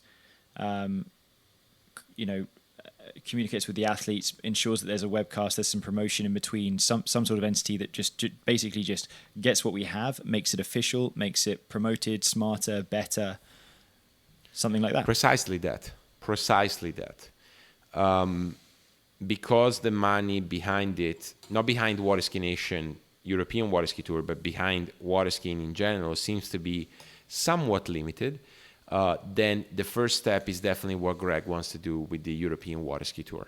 I want the club member at my site or the guy you have at ski school this weekend to be able to easily find in 6 seconds who is the current lead of the European Water Ski Tour, who's the current leader of the World Water Ski Tour, or, I want that to be accessible and easy to find and easy to follow. And I think that Greg had a brilliant idea. He said, well, something has emerged in Europe. It's not really coordinated. Let's coordinate it.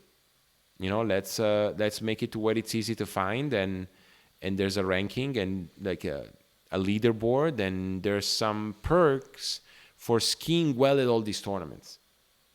Like in Formula One, where you win Monaco, wonderful, but your real aim is to win the Tour at the end of the year, to be the world champion.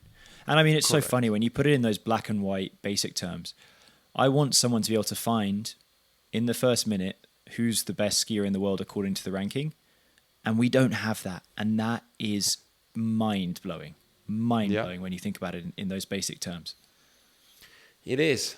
And who that's a failure somewhere. Maybe it's a failure of us. Maybe it's yours and my fault for not putting together an entity that would solve that problem. But I mean, there's been a failure in water skiing certainly to the point where that is not something you can access easily. Yeah. I would say that blaming it on the skiers only is reductive, but no, I was being very generous to everyone else. Yeah, of course. So no, I think that's definitely an issue. But I do see that smart, passionate people out there are trying to improve things, and the more the merrier. Honestly, the sport needs that. Well, that's awesome. Well, I mean, and there's things in the works. So let's hope that all goes well and that we're not in the situation in 5 years' time where we can't find out what the ranking is, and that we actually have something up and running. And I will be the first to support it. I think that what we have is very poor. Yeah. Well, anyway, so let's. I want to get on to, as this episode is about, your role as a water ski ambassador, and of course, let's get meta, let's get close to home, and we're talking on the Water Ski Podcast for something that you came up with a year or so, maybe a year and a half ago. Now, tell me how that came about. I'm sure that everyone who just loves the podcast, as they should, would love to hear your thoughts on the reason that you did it, and your plans for the future. Yeah, so let's go back to 2004, 5, something like that. Wow. Yeah, no, briefly. So no, but because I was more saying that's a big jump back. If the genesis is that far back, that means this has been percolating for a little second. No, but it's just like to give a bit of context. Podcasting is actually not that new of a technology. Like it arose pretty heavily in the last 4 or 5 years, but podcasting has been around for like 15 years, right? It's just a feed from which you receive files. Now, podcasting literally exploded with audio files, right? But it's just a way for you to get video, audio, PDF, text files if you're subscribed to that newsfeed.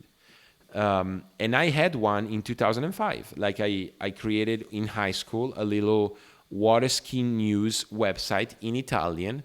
And frankly, all I was doing was informing the Italian water ski community on what was happening around the world. That's all I had. And I had a little podcast. Now, mind you, this is 2005. This is before YouTube, okay? And in that podcast, I will relay videos. I will relay not that many audio files. I would relay PDF files where I would summarize the news that I had on a blog format on my website. I had a podcast in 2005. Do you have any of that stored?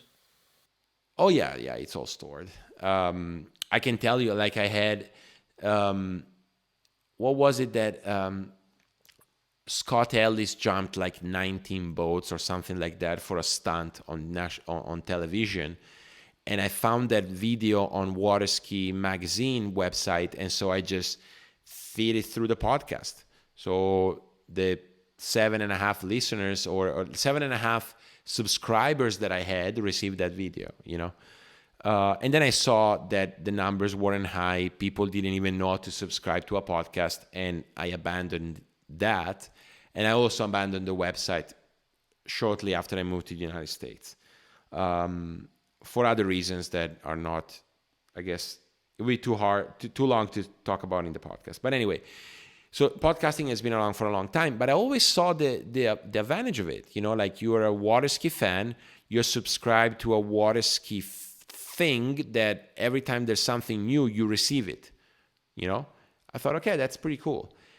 And then obviously in the last 5 or 6 years, audio podcasts became extremely distributed and famous and popular. One of the ones in water skiing that saw that a few years before me was Marcus Brown. The issue was that he was bound to interview within a certain scope, which was really people related to the brands that were and are supporting him. And so I said, man, like Marcus is doing such a good job. He's interviewing so well. I wish he would interview so-and-so. But I knew from the beginning that wasn't going to happen. And so last summer, I toyed around with the idea of why don't I do one? Now, mind you, Marcus was doing video and audio. And the commitment that it takes to do video is exponentially more than doing audio. Like 1 in 10, honestly. And so I was thinking, okay, I'm a PhD student. I have limited time. I'm also trying to ski. Let me do just an audio-only podcast about water skiing. I don't know yet what it's going to be about, but I think it's a good idea. And then I went back and forth for 3 months thinking, should I do it, should I not do it? And then on a flight from Milan to Atlanta, it came down to, fuck it, let's do it. And so I started. Some of the world's greatest decisions were made with fuck it, let's do it. Yeah, pretty much, yeah. And so I did it. I did the first episode where I basically said, hey, my name is this. I want to do a water ski podcast. It's called the Water Ski Podcast. Maybe some interviews, maybe some opinion pieces, maybe a bit of sports psychology applied to water skiing. These are the ideas that I have. If you want to join, subscribe. And then the first interview I did was with Ashley Stevens, who was the president of the Clemson water ski team, because I wanted the story. And that's something I really stress a lot on all the people that ask me to interview XYZ. I want to speak on the podcast with people that I would want to speak even off the mic. Something that, I would want to have that experience regardless. So with Ashley is a great example. I saw the Clemson water ski team climbing the Collegiate Water Ski Nationals charts every year, right? Up until they got, I think, 5th in Division 1. And I did know for a fact that they had no scholarships. So I just wanted to understand how the hell they were doing it. That was why I interviewed Ashley. I had no idea. I didn't know anyone, 0 people in Clemson. And I spoke to Sean Hunter and I said, hey, who do I talk to at Clemson to get the story of the team? And so I interviewed Ashley. Then I interviewed Nick Parsons when we were at California Pro Am last year. Because why not? I speak to Nick on a weekly basis just because he's the coolest dude I know, And I think part of what I wanted to achieve with the podcast was showcasing the people in the sport, showing that it's a sport full of interesting people that if only they were to be marketed properly, the sport would have an attraction, let's say. It would attract people outside. So yeah, no, that's how it all started, honestly.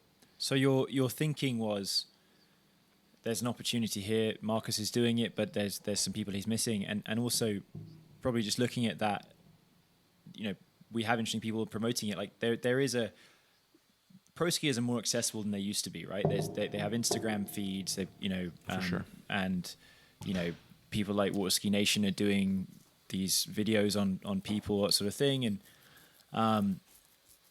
with the podcast, you can shine light on these personalities that we do have. So I think it's a great time to be a water ski fan, and you have a lot to do with that. So were you surprised by the response it's got? It's become I ask pretty much everyone that's a ski fan that comes through the ski school that I work at, hey, do you listen to the podcast? And more often than not, I do. I listen. Sometimes it's like I listen to every single one religiously, and sometimes like whenever I'm in the car I listen or whatever. Have you been pretty happy with the response from one, the skiers, and two, well, actually first from the general public, the water skiing fan public?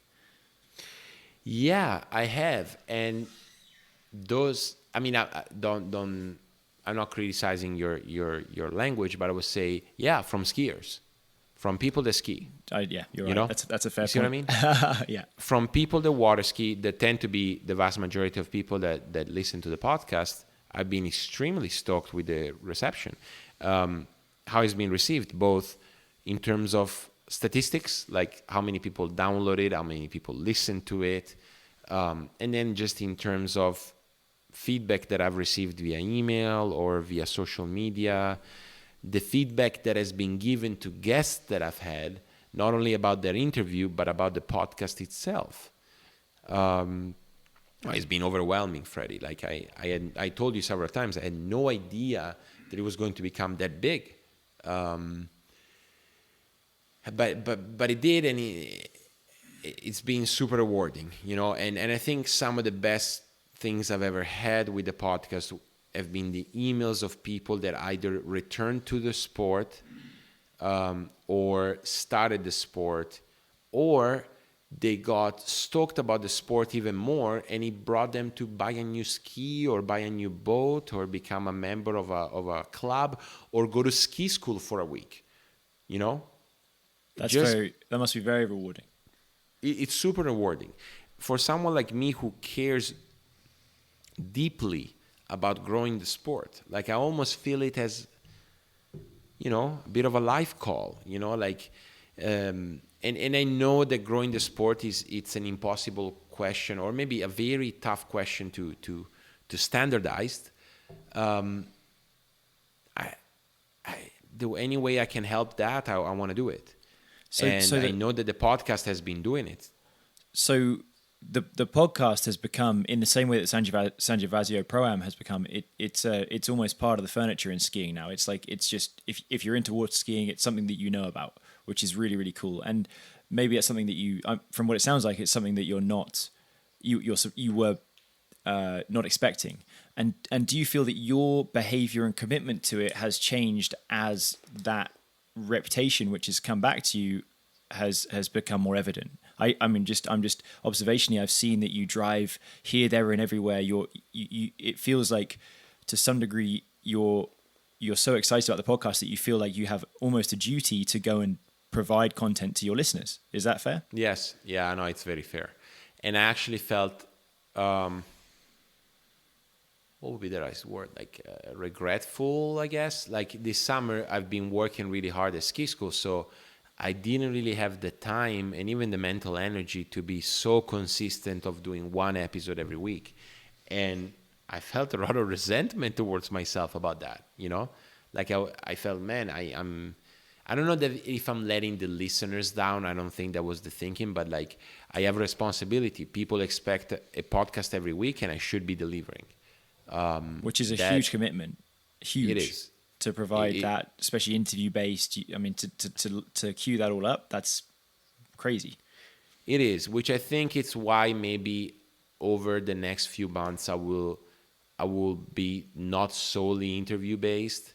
I think it's a bit of a huge commitment, and honestly, a lot of listeners have been saying that they want to hear my opinion on things, which, okay, I guess, like whether it is technique or sports psychology, I understand that's my profession, but like they want to hear my thoughts on the gate or whatever. So, you know, I'm going to provide that. You know, I'm going to just be alone in front of the microphone recording certain things, even if just to give continuity and consistency to the show.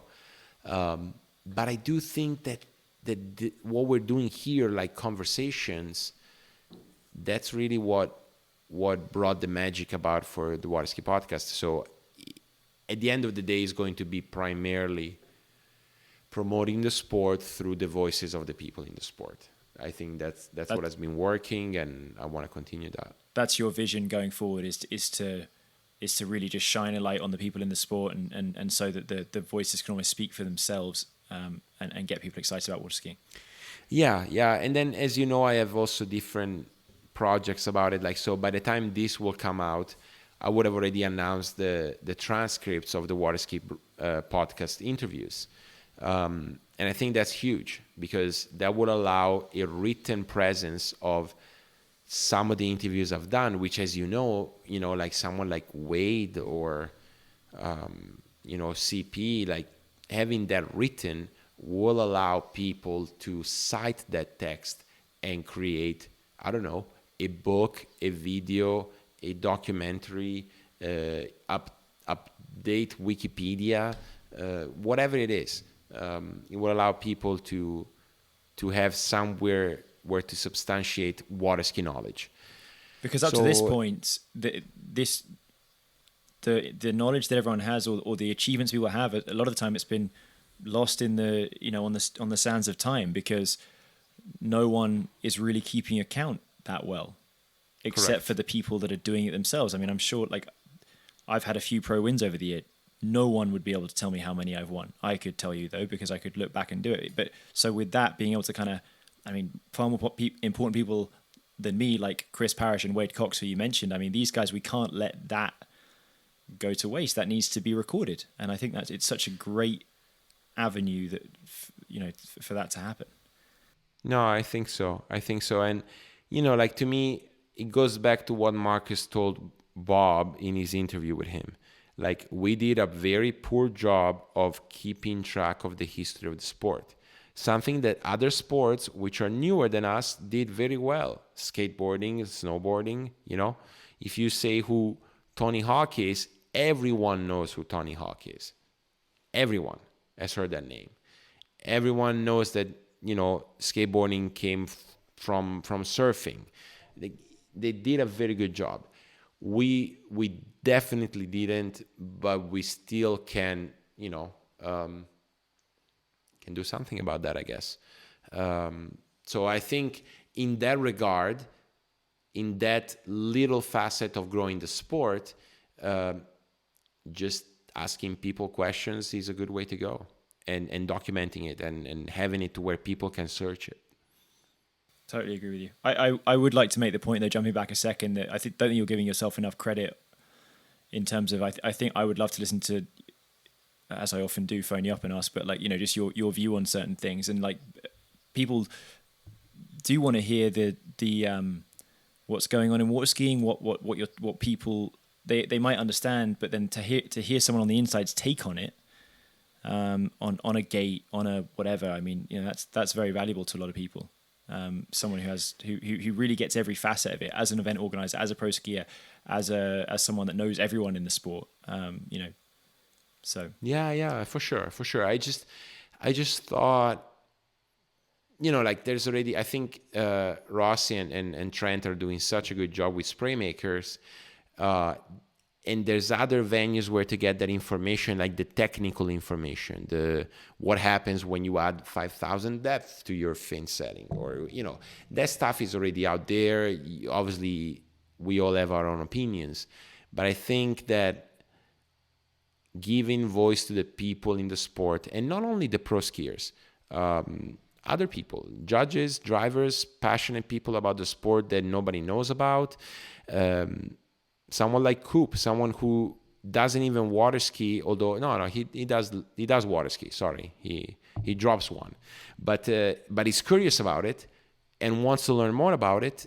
Well, if that can help someone else who is also curious about the sport, well, then the more the merrier. I think the podcast, the water ski podcast, at least fits that sort of hole, which, let's face it, it was a big hole. It was hard to find stories about skiers. Well, more or less impossible unless you have the back issues of the magazine, which sort of fraying exactly on a lot of people's coffee tables. You really were stuck, and even those, they were somehow contrived in a lot of ways. It was a fan writing it instead of someone just literally documenting what they had to say. Well said. Well, cool, Matteo. Cool. I mean, I think this is. I hope people have found this incredibly interesting, and I hope I haven't dribbled on too much and not kept it concise enough or whatever. But fantastic, and I mean, I'm sure I can say on behalf of all of your listeners, of which there are a great many, thank you for what you're doing. Thank you for bringing water skiing to a new audience. Hopefully, to consolidating what we have and doing just such a good job of bringing the love of water skiing out to a great many more people than would have had the opportunity before. Well, Freddie, thank you so much for these kind words. Thank you for convincing me to do this, meaning you interviewing me. I mean, meaning me being interviewed. I then proceeded to say that you should be the one doing it, but it was cool. It was fun. Well, that was something that we didn't really explain, was that I've been sort of semi-harassing you. Listen, Matteo, everyone wants to hear your story. Oh, I don't know. I've given it a little bit through all the interviews I've done, but in the end, no, I think this is certainly worthwhile. And the people that are so grateful to you for the hundreds of hours of enjoyment that they've enjoyed so far will be happy to understand a better side of you, or the more complete side of you, I should say. Well, thank you. How do you think we did? Do you think we did okay? We did. I think we did more than okay. I hope so. Okay. Good. Well, Freddie, thanks a lot. now as we close this, I'm gonna explain you how to do the intro and all of that. Okay. All right. Yeah. Get to the really technical part. Yeah. Cool, Okay. Man. Cheers, buddy.